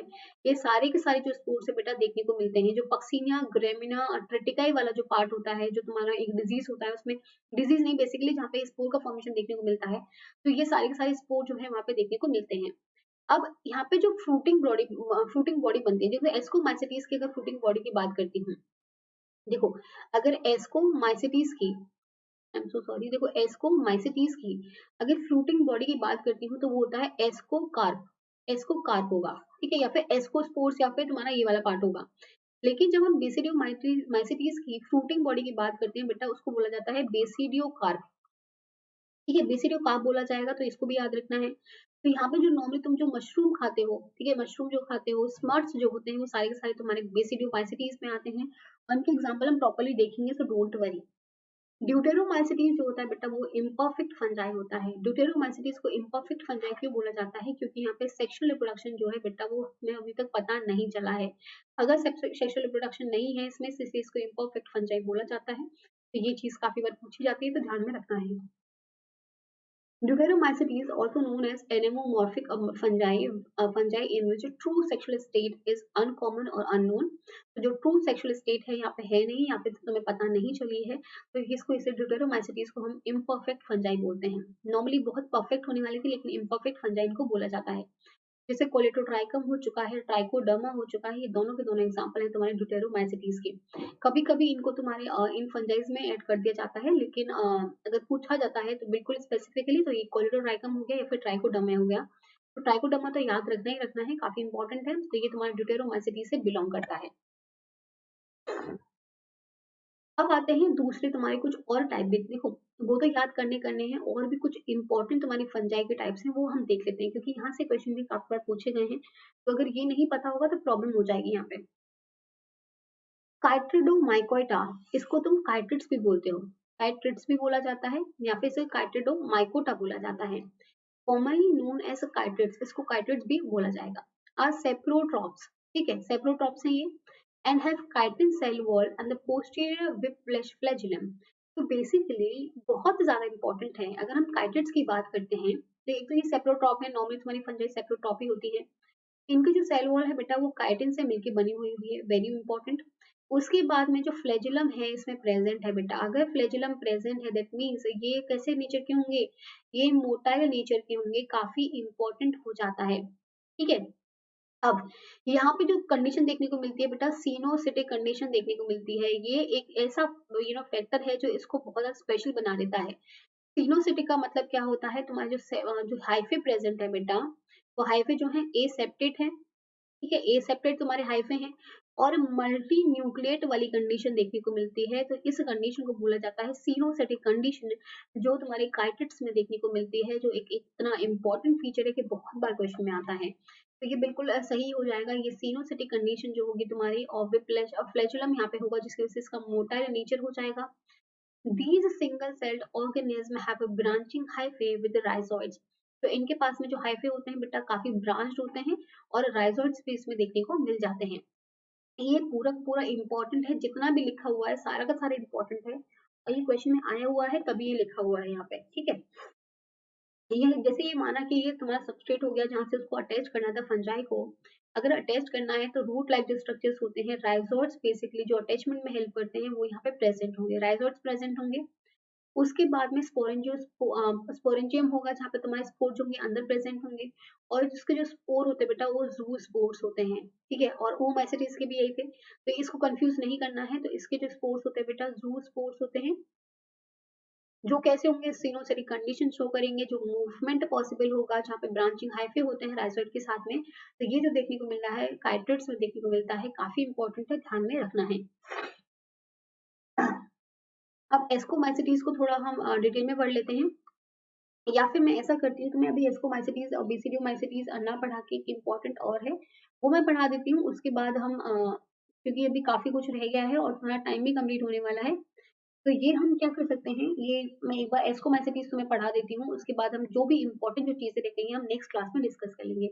15 सेकंड पार्ट करके मैं एक रिलीज कर दूंगी जहाँ पे कुछ तो इम्पोर्टेंट, आई थिंक आधा घंटे का है ये बस, और उसके साथ क्वेश्चन जो होंगे प्रीवियस के क्वेश्चन जो होंगे वो मैं तुम्हें यहाँ पे करा दूंगी। आज एस्कोमाइसिटीज वाला कंप्लीट कर लेते हैं, नेक्स्ट वाले टर्न पे जो बचा हुआ है वो हम एक बार देख लेंगे। एस्कोमाइसिटी जो होती है सेक फंजाई होती हैं, जो मैं बता चुकी हूँ, जो स्पोर जो प्रोड्यूस करती हैं एक small cup like structure which we call asci has a name ascomycota, ठीक है, इसलिए एस्कोमाइकोटा जो है इसको बोला जाता है। Mature sac fungi spores are known as ascospores, दिखा चुकी हूँ तुमको। They are released at the tip of ascus break open. यहाँ पे सेप्टल स्पोर्स प्रेजेंट होते हैं, काफी इंपॉर्टेंट है। नॉर्मली क्या होता है यहाँ पे, जैसे ये हो गया तुम्हारा, यहाँ पे तुम्हारा न्यूक्लियर हो चुका है, ये तुम्हारा सेप्टा हो चुका है, क्योंकि सेप्टेट हाइफे होते हैं। अब यहाँ पे कनेक्शन करने के लिए, बात करने के लिए कुछ पोर्स प्रेजेंट होते हैं, इन्हें बोला जाता है बेटा सेप्टल स्पोर्स। क्योंकि कम्युनिकेशन नहीं होगा, अगर ट्रांसपोर्टेशन नहीं होगा तो चीजें इनको समझ में नहीं आएंगी। तो एस्कोमाइसिटीज में जो सेप्टल स्पोर्स है बेटा वो देखने को मिलते हैं, pores they allow the communication and transport between the adjacent cells. ये हम एस्कोमाइसिटीज की बात करें जिसे हम सेक फंजाई बोलते हैं। Motile structure do not occur in the life cycle, तो ये बता चुकी हूँ, इसमें कोई भी मोटाइल स्ट्रक्चर होगा देखने को नहीं मिलेगा। वेरी इंपॉर्टेंट, जो कोनिडिया होते हैं वो ऐसे वाले स्ट्रक्चर होते हैं बेटा, इसमें कोई भी तुम्हारा फ्लैजिला वगैरह देखने को नहीं मिलता है, मतलब कोई भी मोटाइल स्ट्रक्चर देखने को नहीं मिलेगा। कोनिडिया जब ब्रांच हो सकते हैं, अनब्रांच हो सकते हैं, हाइफे कॉल्ड कोनिडियोफोर्स। तो ये दिखा चुकी हो तुम्हें, कोनिडियोफोर्स होता है ऐसे करके होता है, जहाँ पे तुम्हारे ब्रांच भी हो सकता है अनब्रांच भी हो सकता है, और उसके ऊपर तुम्हारे कोनिडिया जो होते हैं अरेंज होते हैं स्टेरिगमेटा के ऊपर, ठीक है। फीमेल सेक्स ऑर्गन जो होता है उसको एस्कोगोनियम बोला जाता है, ये भी ध्यान में रखना है। जो कॉन्जुगेशन है ईस्ट में वो देखने को मिलेगा, जो ईस्ट होता है वो यहीं से बिलोंग करता है, और ईस्ट में तुम्हें कॉन्जुगेशन पता है बहुत ज्यादा फेमस है, तो यहाँ पे कॉन्जुगेशन ईस्ट में देखने को मिलता है। Dikaryophase stage function as a eschus mother cell and converts cells into the asci। तो एक डाइकैरियोफेज वाली कंडीशन आती है, ये वाली कंडीशन आती है जहाँ पे एक एस्कस मदर सेल का फॉर्मेशन होता है, और इसमें क्या होता है तुम्हारे जो सेल्स होते हैं वो एस्काई में कन्वर्ट हो जाते हैं। तो एस्कस वाली साइट है बेटा वो तुम्हारी कैरियोकेमी और मियोसिस भी देखने को मिलता है। ये इतना इंपॉर्टेंट नहीं है लेकिन ये काफी इंपॉर्टेंट है। 4 to 8 haploid meiospore named ascospores producing endogenously in the ascus। तो यहाँ पे ये पूछा जाता है कितने म्यूस्पोर यहाँ पे बनते हैं, 4 से 8 यहाँ पे बनते हैं। पहली बात इंपॉर्टेंट है काफी, 4 से 8 यहाँ पे बनेंगे म्यूस्पोर, और उनको बोला जाता है एस्कोस्पोर, जो एंडोजीनसली प्रोड्यूस होता है। वेरी इंपॉर्टेंट, एंडोजीनस है यहाँ पे, एक्सोजीनस नहीं है, उसके बाद में वो एक्सोजीनस हो जाएंगे। यहाँ पे एग्जाम्पल होते हैं एस्परगिलस, काफी इंपॉर्टेंट है, क्लेविसेप्स हो गया तुम्हारा, न्यूरोस्पोरा हो गया, आई थिंक बहुत ज्यादा इंपॉर्टेंट है, पेनिसिलियम हो गया सबको पता होगा, ईस्ट हो गया।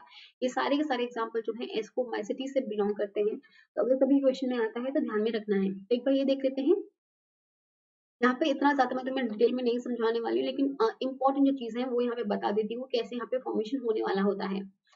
जैसे तुम्हारा ये स्पोर बने बेटा, माइटोसिस हुआ, ठीक है, माइटोसिस हुआ, तुम्हारे स्पोर का फॉर्मेशन हुआ, ये एसेक्सुअल रिप्रोडक्शन की बात हो रही है। अब तुम्हारा स्पोर का फॉर्मेशन हुआ है, जो जर्मिनेशन होगा, जर्मिनेशन होने के बाद में माइसीलिया जो है वो फॉर्म हो जाएगा। माइसीलिया कैसा होता है बेटा, सेप्टेट होता है, हाइफे जो होते हैं। तो ये तुम्हारा सेप्टेशन देखने को मिल रहा होगा, प्रॉपर्ली देखने को मिल रहा है। तो ये तुम्हारा एक मेल वाला पार्ट हो गया है और एक तुम्हारा ब्लू वाला फीमेल वाला पार्ट हो गया है। जो फीमेल वाला पार्ट होता है उसको एस्कोगोनियम बोला जाता है और जो मेल वाला पार्ट होता है उसको एंथीरिडियम बोला जाता है, ठीक है। अब क्या होता है यहाँ पे एस्कस मदर सेल का फॉर्मेशन होगा। तो बेसिकली जहाँ पे यहाँ पे तुम्हारा क्या होगा कि मेल और फीमेल जो है एक एस्कस लाइक स्ट्रक्चर बना देंगे, एक साइक लाइक स्ट्रक्चर बना देंगे और वहां पे क्या देखने को मिलेगा, कैरियोगेमी देखने को मिलेगा। और ये जो होता है बेटा, ये होता है एस्कोकार्प। एस्कोकार्प का मतलब होता है, जब एस्कोमाइसिटीज की फ्रूटिंग बॉडी की बात करी जाती है उसको एस्कोकार्प बोला जाएगा। जहाँ पे एक फ्रूटिंग बॉडी की तरह यहाँ पे फॉर्मेशन देखने को मिलेगा, जहाँ पे दोनों जो मेल और फीमेल है, तो एस्कोगोनियम है, एंथ्रीडियम जो है, तुम्हारे स्ट्रक्चर में यहाँ पे पूरा बाइंड रहते हैं। उसके बाद कैरियोगेमी होगी, मतलब न्यूक्लियर का फ्यूजन होता है। फ्यूजन होने के बाद में डाई कैरियोटिक जो होता है, सॉरी, डिप्लॉयड जाइगोट का फॉर्मेशन होगा। ये तुम्हारा जाइगोट का फॉर्मेशन हो चुका है बेटा, जाइगोट जो है 2n हो चुका है। अब जाइगोट 2n हो चुका है तो क्या होगा, अब मियोसिस होता है। मियोसिस होगा तो an ascus with 4 haploid nuclei is formed. तो जाइगोट में जब म्यूकस सॉरी मियोसिस होता है तो तुम्हारे 4 जो होते हैं बेटा हैप्लॉइड न्यूक्लियाई का फॉर्मेशन देखने को मिलता है। और 4 बनने के बाद में तुम्हारा फिर से माइटोसिस होता है। पहले तो मियोसिस हुआ है क्योंकि जाइगोट को n पार्ट्स में डिवाइड करना था। फिर माइटोसिस देखने को मिलता है तुम्हारे 4 से लेके 8 तक देखने को मिल गया। 4 तो यहाँ पे बने और यहाँ पे 8 पूरे जो एस्कोस्पोर होते हैं, जो हैप्लॉइड नेचर के होते हैं बेटा, वो बन जाते हैं। इनको एस्कोस्पोर्स बोला जाता है। उसके बाद में इनका डिस्पर्जल होगा, जर्मिनेशन होगा इस वाले फॉर्म में। और तुम्हारा जो कोनिडियोफोर होगा बेटा वो देखने को मिलेगा, जहाँ पे तुम्हारे ऊपर जो होंगे कोनिडिया फॉर्मेशन हो जाएगा। यहाँ पे तुम्हारा जो अटैचमेंट करने के लिए तुम्हारे मेडुले हो गया, स्टेरिगमेटा हो गया, वो देखने को मिलेगा। तो plasmogamy and the mitosis, the escogonium and the entheridium fuse, ठीक है। Mitosis and the cell division result in the formation of many dikaryotic hyphae which form a fruiting body called escocarp, escocarp and the asci form at the tip of these hyphae। तो I think सब समझ में आ गया कि ये hyphae कितना important है और यहाँ पे कैसे एस्कोमाइसिस की जो लाइफ साइकिल है वो देखने को मिलती है। तो आज हम एस्कोमाइसिटीज तक ही कर रहे हैं बेटा। और उसके बाद जो नेक्स्ट क्लास होगी जिसमें हम बेसिडोमाइसिटीज को थोड़ा बहुत पढ़ेंगे, ड्यूटेरोमाइसिटीज को थोड़ा बहुत पढ़ेंगे और काइटिड्स को थोड़ा बहुत पढ़ेंगे, जितने भी तुम्हारे और रह गए हैं। और तुम्हारे प्रीवियस क्वेश्चन जो है वो भी वहाँ पे कंप्लीट कर लेंगे। तो आई थिंक 1 घंटे में आई थिंक हमारा इतना ही कंप्लीट हो पाया है, कोई प्रॉब्लम नहीं है। ये जो चीजें रह गई है हम नेक्स्ट क्लास में कंप्लीट कर लेंगे। अगर किसी बच्चे ने अभी तक फ्री क्लासेस ज्वाइन नहीं करी है तो यूट्यूब पे तुम्हारी एक 10:30 पे क्लास होती है, जहाँ पे मैं आपको प्रीवियस से क्वेश्चंस कराती हूँ और जो मोस्ट इंपॉर्टेंट क्वेश्चंस हैं वो यहाँ पे कंप्लीट कराए जाते हैं। तो ये जो क्लास होती है आपकी मंडे टू फ्राइडे होती है, तो जिन बच्चों ने भी ज्वाइन नहीं करी है वो ज्वाइन कर सकते हैं। एक शाम को 4 बजे क्लास होती है, जहाँ पे आपको रेगुलर जो टॉपिक है वो कंप्लीट कराया जाता है। यहाँ पे जो इम्पोर्टेंट टॉपिक्स हैं, जो सीएसआई यूजीसी नेट में काफी बार पूछे जाते हैं, वो सारे के सारे आपके कंप्लीट कराए जाते हैं। उसके बाद अनअकैडमी ऐप जो है बेटा, यहाँ पे भी आपके फ्री वाली क्लासेस होती हैं which we called special classes, और तुम्हारी प्लस वाली क्लासेस होती हैं जो तुम्हारी पेड वाली क्लासेस होती हैं। तो आपको करना क्या है, अनअकैडमी ऐप को प्ले स्टोर से डाउनलोड करना है, कुमकुम गौतम सर्च करके फॉलो कर लेना है। अब आपको एंट्री करने के लिए जो फ्री क्लासेस अगर तुम्हें एंट्री करना है तो आपको क्या करना पड़ेगा, एक कोड अप्लाई करना पड़ेगा। तो आप कुमकुम 10 कोड अप्लाई कर सकते हो, जिसके बाद बिल्कुल फ्री क्लासेस जो है आपको देखने को यहाँ पे मिल जाती हैं। आपको अगर प्लस क्लासेस ज्वाइन करनी है तो आप ये भी ज्वाइन कर सकते हो। ये जो होती है आपकी पेड वाली क्लासेस होती हैं, जहाँ पे आपको रेगुलर बेसिस पे पढ़ाया जाता है। आपका पूरा कोर्स यहाँ पे कंप्लीट कराया जाएगा। नोट्स आपको पीडीएफ फॉर्मेट में प्रोवाइड कर दी जाएंगी। आपकी प्रैक्टिस के लिए मॉक टेस्ट यहाँ पे कंडक्ट कराए जाते हैं। कुछ सेशन होते हैं बेटा आपके, टेस्ट सीरीज चलती रहती है, लाइव मॉक टेस्ट यहाँ पे होते रहते हैं, आपके डाउट सेशंस होते हैं। और यहाँ पे जितने भी आपके टीचर्स हैं जो सीएसआई यूजीसी नेट को आपको पढ़ाते हैं, आपको उनकी सबकी live classes plus recorded classes यहाँ पे प्रोवाइड कर दी जाती हैं। तो जितने भी एजुकेटर्स हैं जो आपके तुम्हारे अनअकैडमी ऐप में है, चाहे टॉप एजुकेटर्स हैं या फिर नए वाले हैं, आपको सबकी लाइव क्लासेस यहाँ पे मिलेंगी। और डेली बेसिस पे बहुत सारी लाइव क्लासेस यहाँ पे होती हैं, और अगर तुम्हारे को छूट भी जाता है तो रिकॉर्डेड क्लासेस यहाँ पे मिल जाती हैं। 5 दिसंबर से मेरा कोर्स स्टार्ट होने वाला है, जहाँ पे मैं आपको जो यूनिट फर्स्ट है वो कंप्लीट कराने वाली हूँ। और पूरे कोर्स में यूनिट फर्स्ट से लेकर 11 तक तुम्हें कंप्लीट कराऊंगी। तो आपको यहाँ पे सब्सक्रिप्शन लेना है, फिर आपको प्लान चूज करना होता है कि आपको प्लान कौन सा लेना है, 6 मंथ्स का लेना है, 12 मंथ से 24 मंथ्स। तो सीएसआई यूजीसी नेट सब्सक्रिप्शन लिखा हो ये पता होना चाहिए। उसके बाद आपको एक रेफरल कोड यूज करना होता है, तो आप कुमकुम 10 यहाँ पे रेफरल कोड यूज कर सकते हैं, जिसके बाद आपको 10% का ऑफ यहाँ पे देखने को मिलेगा। देन आपको पेमेंट करना होता है, तो आप डेबिट कार्ड के थ्रू कर सकते हो, EMI, UPI, wallet, net banking. तो यहाँ पे नो कॉस्ट ईएमआई वाला ऑप्शन है, मतलब कोई भी इंटरेस्ट आपसे नहीं लिया जाएगा, सिर्फ आपको ये जो अमाउंट है बेटा इंस्टॉलमेंट में पे करना होता है। तो अनअकैडमी ऐप पे अगर आपको स्पेशल क्लासेस भी लेनी है ना बेटा, तो आप कुमकुम 10 अप्लाई करना, आपको बिल्कुल फ्री वाली क्लासेस मिल जाएंगी। अगर आपको सब्सक्रिप्शन लेना है प्लस क्लासेस के लिए, तब भी आपको 10% का ऑफ यहाँ पे मिल जाएगा कुमकुम 10 अप्लाई करते ही। So thank you so much. अगर क्लासेस आपको पसंद आ रही हैं तो आप इस चैनल को सब्सक्राइब भी कर सकते हैं, लाइक और शेयर भी कर सकते हैं वीडियो को। तो thank you so much, thank you.